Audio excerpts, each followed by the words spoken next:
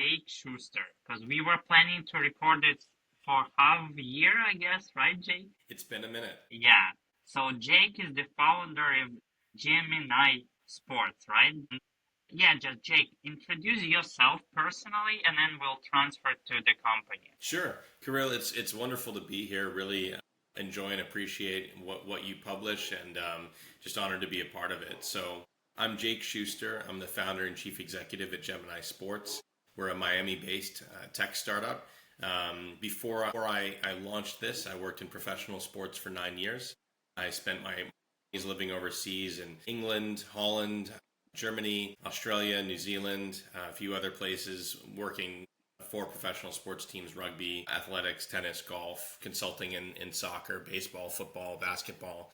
And when I was doing my PhD, I had to learn three computer programming languages, and I said, this is awful, someone has to make this easier. And so I had the idea for Gemini. But yeah, I'm from Boston. I live in Miami now, and I love what I do. Okay, yeah, really interesting, experience. Can you tell us how you got the idea of creating a company? How, like, while working in this sports organization, have you saw any gaps, and how was it born? Yeah, that frustration with having to learn how to code was the big one. And I noticed that there was a real gap where executives and just people who make decisions at sports teams don't have the ability to do this themselves. They don't have the ability to ask questions. They don't have the ability to get answers quickly when they want them.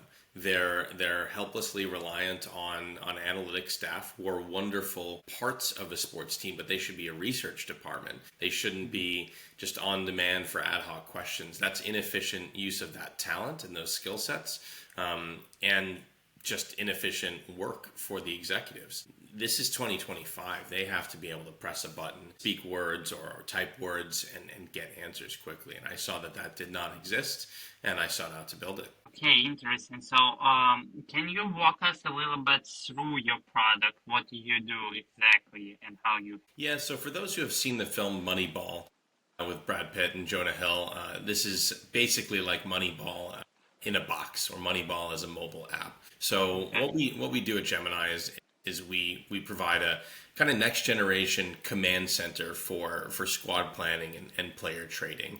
And to put that into plain English, we provide a single source of truth, or as my board member Roger Ehrenberg says, a single pane of glass through which to navigate one's most important decisions, that has a superior user experience than anything that a team could build themselves, or anything that exists out there on the market. So user experience is our highest priority, and we synthesize and automate all of the different information streams that teams are either buying or building through data vendors, data feeds, or through creating their own, like scouting reports. So we synthesize all that into one place and allow them to navigate it in a way that's made for them far more quickly, more efficiently, more easily than they ever could before. Okay, yeah, that's really interesting. So how does it work, like, behind the scenes? So like you said, you are taking different data sources, and what is the process behind the whole product? Yeah, well, users are able to both understand their own squad, but also the players that they're looking at to add to their squad in a more holistic and dynamic way than they are when they have silos.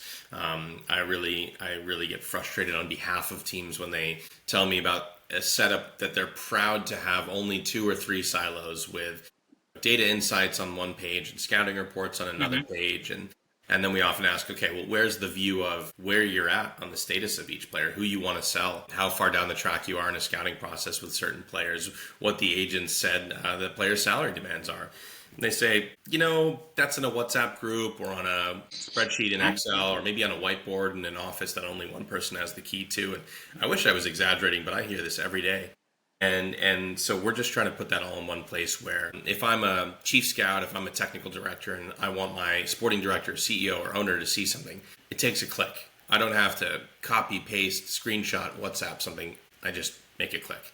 And if I want to see what my scouts have been up to this week, or what they said about a certain player, it's a click. And so we allow them to navigate through that whole process, from understanding their own squad and deciding what they want to do with that, to completing a player sale or a player purchase through our application. Interesting. So, as I understood correctly, so there are two parts of your product. I will say the proposition that you give. first is basically predicting how the players will fit the squad, right, based on the previous data. And then the second part, like you just mentioned, that like a CRM system for the sport clubs. Is that the correct way? Yeah, you've nailed it with a CRM element. Really, just navigating that kind of information is definitely a CRM style workflow. In terms of predicting how a player fits with their team, that's just one of many metrics that we provide where we're Mm-hmm. very flexible. If we link up with a team that has a robust data department, that's fantastic. That's exciting because they know the value of the back end that we've created, and we Mm-hmm. make their lives easier. And we'll bring their metrics, we'll bring their KPIs, we'll bring their unique IP into the app so that they can see it within that interface, within that workflow. But we do have a pretty robust department ourselves, and we provide some pretty advanced metrics on everything from how much a player should cost or will cost in the current market to, as you said, how well a player will fit to a new team's game model, their playing style, to how well a player fits within a certain positional profile archetype, how well they're going to adjust to the league that they're going to potentially, all sorts of things like that. And we make it very easy and dynamic for them to navigate that. Okay, so is this the addition to your main like CRM service? I will call it like that if you're okay. Is No, it this serves as that. This yeah? serves as that. Yep. Yeah. Is this predictions in is an addition to your CRM, or I is think it I would like just a say it's a complete feature. feature, right? Yeah. Yeah. And you mentioned that this is one of the features that you have. Yeah. Yeah. I mean, we're really an end-to-end workflow, Kirill, where I find we're often replacing two or three different types of technology, maybe one incumbent, maybe one built in-house, plus filling a gap. I'm kind of amazed at how many products are out there that just fulfill one very small problem. And Mhm. obviously, as a startup, you want to focus and you want to nail one problem first. And I feel we've done that with talent identification. But what I find is that clubs are really missing that end-to-end workflow. Sometimes they say that they have a tool that the scouts love, but the sporting directors never touch it, and the data team has nothing to do with it. And we're building something that works across the organization. Do you develop some tools depending on the client? For example, some client wants to see some additional feature. Yes. Yes. So I think the onboarding and the uniqueness of the user experience is one of our hallmarks. As a practitioner, I was so frustrated working with black boxes and very rigid Hmm. products. You couldn't get your data in or out. You couldn't Hmm. make it your way. So we make those things as easy as possible. One of the first things we do in onboarding a new customer is we build all of the metrics and all of the buttons, all of the views in the application to their positional profiles that are unique to their organization, their game model, their preferences and how they want to view certain metrics, what they want their scouts to say when they fill out reports, and how they want to view those reports. So all of that is built for purpose. Okay, yeah, this is interesting. The next question I would have is probably, how do you make people trust the data you're, let's say if we are talking about the features, let's say, how to say it, like potentially calculating the value, right, of the player, let's say. Mm-hmm. How do you make people trust, especially in a sports team when they are kind of, lost Sure. a little bit? It's a great question. There's good news in two parts. One, it's the Hmm. data that they're buying, so they've already decided to trust the underlying information. Okay.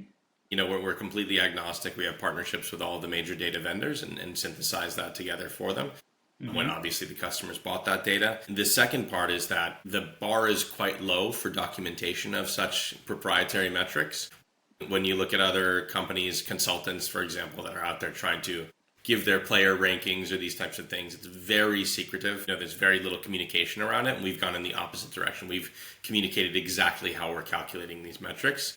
We have robust documentation and communications around it, and so really any question one could have about where these metrics come from and what they're made of. I think our customers have more information on that than anything that they'll have seen before in the space. Because I think metrics are commoditized. I think algorithms are commoditized. I don't think anyone selling an algorithm saying this is the best thing ever that's going to give you the exact information on what player to sign. I just don't believe that. I think having great metrics are table stakes. It's about how you use them that matters. Yeah, to be honest, like I'm always, questioning those companies that like everyone's saying we have a best metrics, this is the best data set, and you'll get everything from it.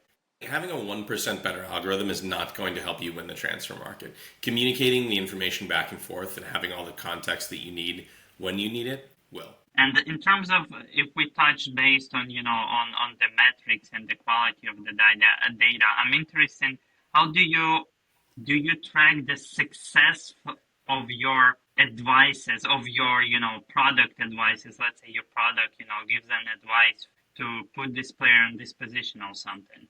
Do you have a system to track if this advice was successful, and basically how do you track your job?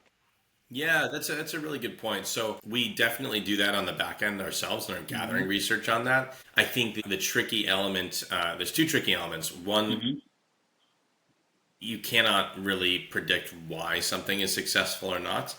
Mm-hmm. Something could have been, a player could have been the perfect purchase, but at the wrong price, Mm-hmm. and therefore they don't have great resale opportunity. They could have been the perfect purchase, and then the coach changed, and the new coach didn't like them. There's so many factors at play. The other thing is we don't see ourselves as an advice company or a recommendation company. Okay. We're a toolkit. We're a workflow company. It's up to the subject matter expert to set their positional profiles to how they want to go and scout the players and write the information that they know how to produce to make the decision based on the information that's presented to them. So to me, it's kind of like if you go to a wonderful supermarket where everything's presented really well to you and it's very easy to check out and very easy to see what you're looking at, but you buy the wrong vegetables to put in your soup and the soup tastes bad, it's going to happen. So, look, I think we produce a lot of interesting intel that absolutely helps the teams buy the right players and sell the players, their players at the right time. But I'd say more than that, what we certainly do is we facilitate and empower the existing subject matter experts. Like the people we work with, they are the subject matter expert at their club. We're just trying to help make their life easier. Okay, yeah, so you're basically working with people who already understand the value of what you're providing and making the decisions on their own and Exactly. using you as an addition to empower them. Exactly. I just personally am not a fan of businesses that say that they're going to come in off the street and tell you which players to sign. I just think that's wrong. These people have their jobs at clubs for a reason. We're just, like I said, we're just a toolkit to allow them to do their job more efficiently and more effectively. Okay, and then what levels are you aiming at and what sports? Yeah, good question. So we actually started in the NFL and then moved into college basketball. But in 2025 and probably 26 as well, we've decided to really focus in on what I would call soccer, what you would call football. And what we find is, it's such a scalable market segment where everyone's working with the same data, everyone's looking at the same players, everyone's scouting players pretty much the same way, and everyone has very similar like staff sizes and approaches that they want to take. So it makes it very easy to scale a product into this space, and that's our focus. In terms of the level, we talk to some of the biggest clubs in the world right now who have spent 3 million on building a in-house application that nobody wants to use because the user experience wasn't thought about, and they're just bleeding money every month on maintaining it and even trying to update it, and the data engineering and the application development has become a complete nightmare. With that said, as a young company, what I've found that we have kind of landed on as an early niche in the go-to-market has been what I call like medium-sized clubs that are historically significant and they want to do something new. Maybe they've fallen a little bit behind, they want to be a little more innovative, or they're already on the way up and they want to really put their foot on the gas pedal and go faster.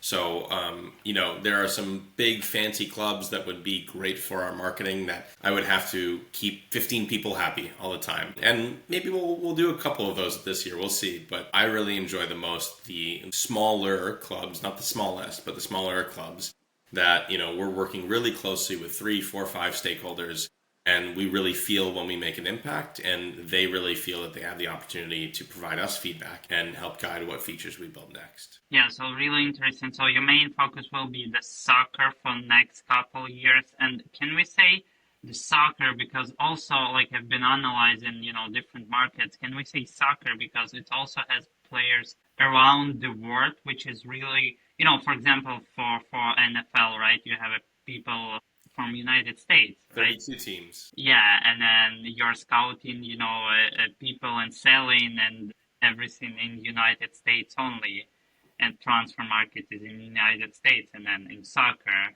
this is a whole world. Yeah, there's at least 70,000 players that most great teams are scouting from, and so that's a whole different approach. Okay, yeah, I got you. All right. So the next question, I wanted to touch base with you on, on the business side, because obviously, like great results.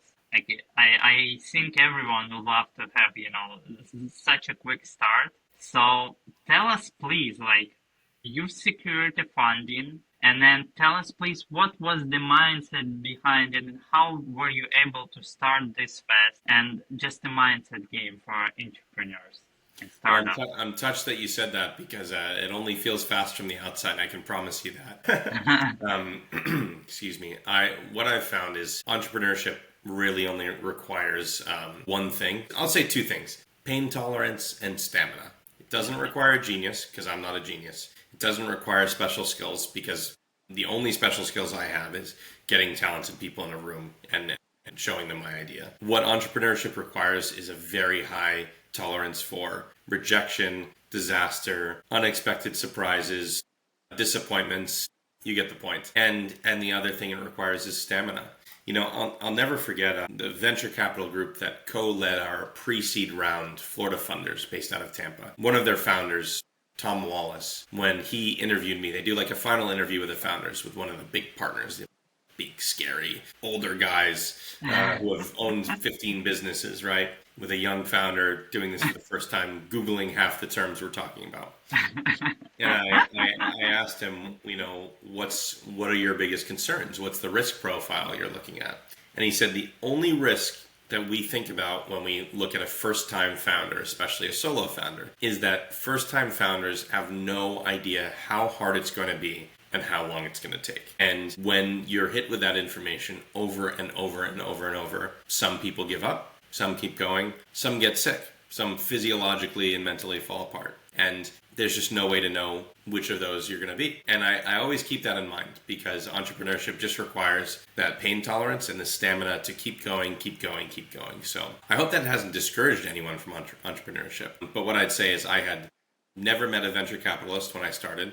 I had no idea how to solicit investment. I had no idea how to build a pitch deck. And I figured it out. So if I can, anyone can. Wow, inspired to be honest. Can we say that your sports background prepared you for this entrepreneur game? No.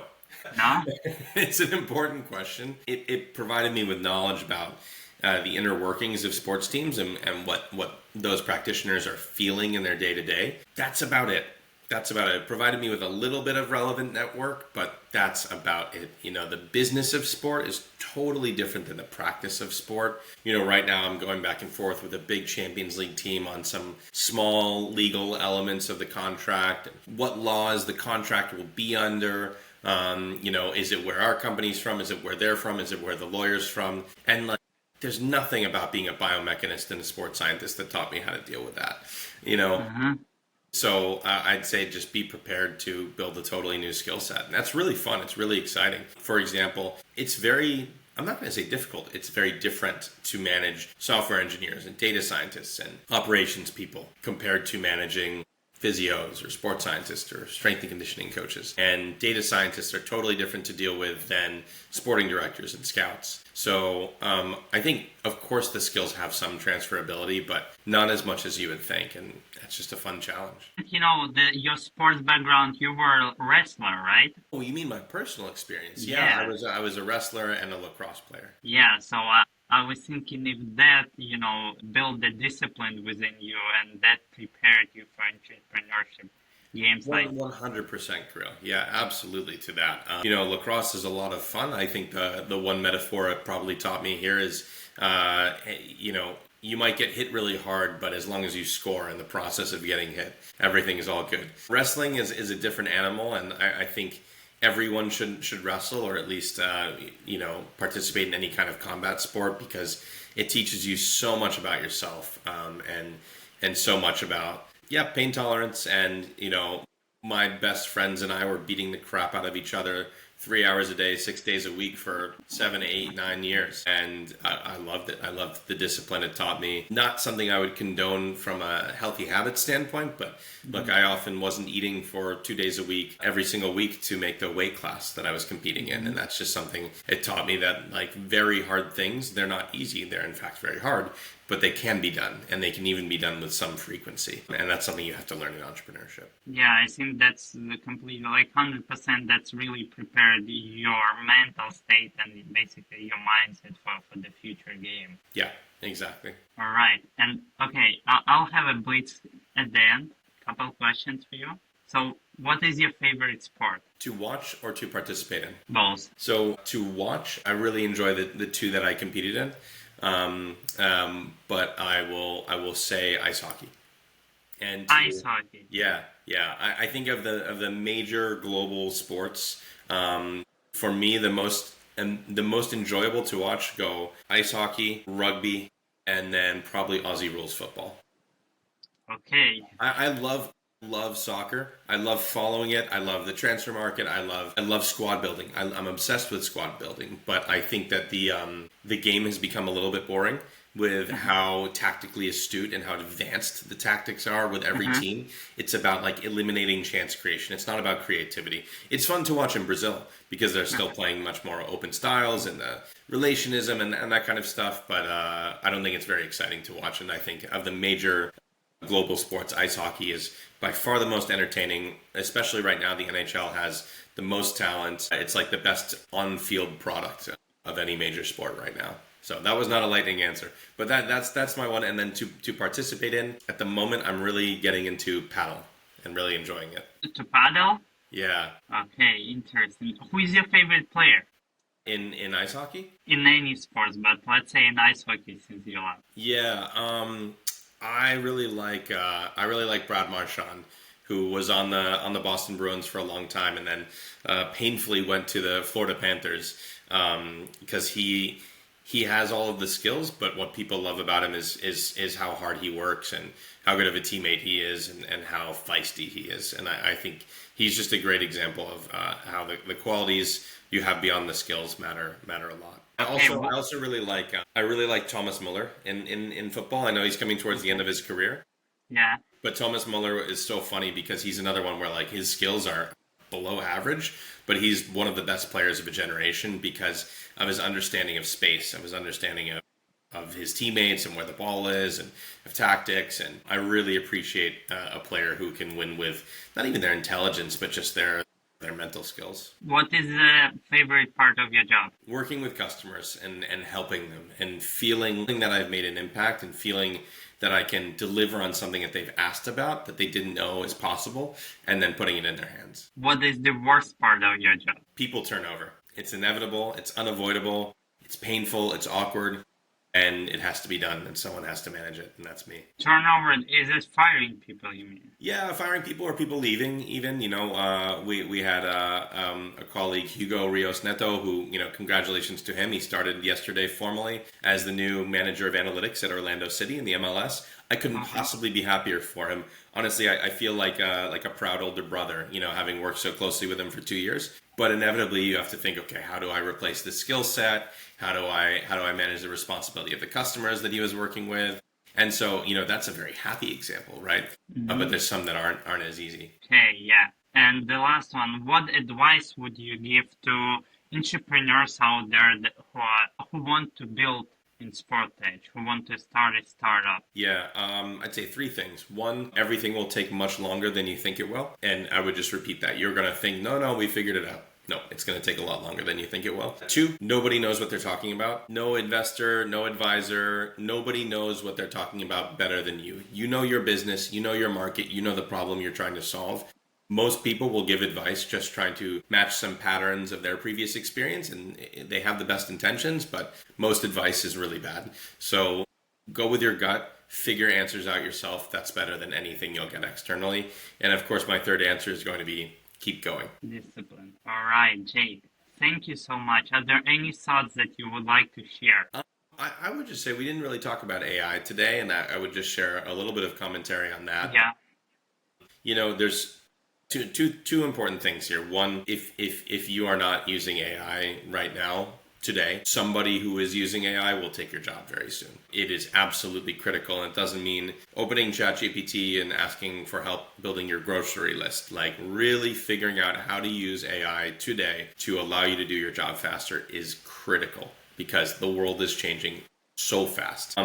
The other thing is be really careful about what you're being sold and the hype. I talked to a pretty big team recently who said, "Oh yeah, we have an AI." I said, "What does it mean to have an AI?" They said, "Well, a big consulting company charging us $1 million. In about 1 year, they'll have it set up." I said, "In 1 year, the technology is going to be completely different, and you could probably do what they were doing for free." And oh, we're going to think about the use cases we want, and then we're going to think about how to set it up, and then we're going to build up. You don't have time for that. And AI is not a single thing. It's not an amorphous thing. It's many things with many purposes. And I saw an academic publication recently talking about a really unique methodology of how a certain AI was being used for sports. And I checked with my lead engineer, like, hey, we should learn from this. He said, we've been doing that for 3 months. We've moved way beyond that already. That's really basic. I'm kind of embarrassed for them that they're bragging about it. And that's not to say we're better than them. It's just to say there's a lot of hype out there. There's a lot of noise out there. So do your research, do your homework, figure out what you're looking at. Don't rely on someone else to just bring you things. Figure out how to make your job better using AI today. Let's circle back then and have 5 more minutes talking about how your company uses AI. Yeah, I'll just say, so two things. One is we're using it as everyone should be to build. So we build pretty fast and we fix things pretty fast because we're using AI tools in almost everything we do. The other thing, and that's really important because a lot of sports tech companies are agonizingly slow to make updates. And if you saw our product 2 months ago, it's completely different today. And it'll be completely different 2 months from now. The two main ways that we're delivering AI within the user experience today is through summarization of key information and through allowing the user to chat with any key information. So in the first place, everyone wants to summarize scouting reports, right? You've got 10 reports. They each take 2 or 3 minutes to read. You want a paragraph that tells you what those 10 reports say. Those are the basics now, right? We've had that released for a couple of months. But to be able to talk to what that says or be able to talk to any of your database, any of your scouting reports, any external market research, whether that's asking, who are the 5 left wingers that our scouts have rated most highly in the last 3 months? And when's the last time we watched each of them and ranked them by their fit to our playing style? Just to be able to ask that, you can't afford to have an analyst drop an important project that they're working on and work on that for half a day. You just need, even for an hour, you need that answer in 30 seconds. Mm-hmm. Or, hey, what's the, how many wingers in Hungary have been purchased for more than 10 million in the last 3 years? And what was their average physical score, right? You need that answer quickly to move on with your day. So those are the first parts that we've released. What's coming next? AI agents, fully autonomous workflows that are operating on your behalf all the time. This can be things like filtering what player agents are sending to you and automating those onto a watch list, automating the response to the agents based on if the player fits your needs. This is things like telling your scouts which games to watch based on geographical proximity, timing of the games, what players are in the games, and helping to optimize your travel schedule. These are, I don't even want to call those things advanced. Those are just what's next. The technology that is going to exist in 3 months will probably allow us to build features that I can't even imagine. So, I think people can move away from thinking about an interface or an in-house app versus an external product. They're going to be able to just command the intelligence that they're working with to help them with tasks wherever they are in whatever method they want. Oh, we missed this part, but this is really exciting. I hadn't thought to ask about it, but you are creating the technology, right? And you're adding the features, right? Let's say to your CRM system that will create a huge impact. Thank you. It's a lot of fun. I think every product needs to have. This is why I don't make a big deal saying we're an AI company. We're an AI company. Every company has to be an AI company. What do you do about that now? That's what I'm interested in. So we're a squad planning company. Of course we use AI. So maybe let's talk again in 6 months and update on this. For sure. I'll be happy to have you.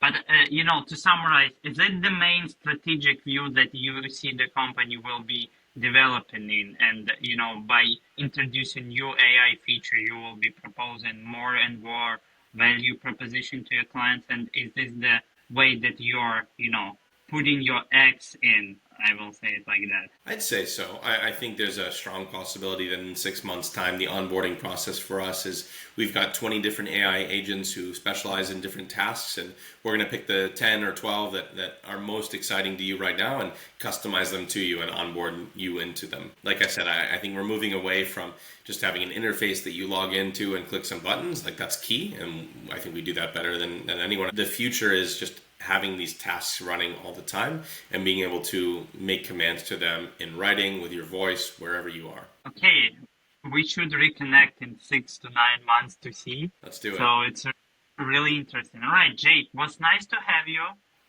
Look, we wish you success, wish your company success, and we'll be following you. Thank you so much, Kirill. I really appreciate your time today. Thank you.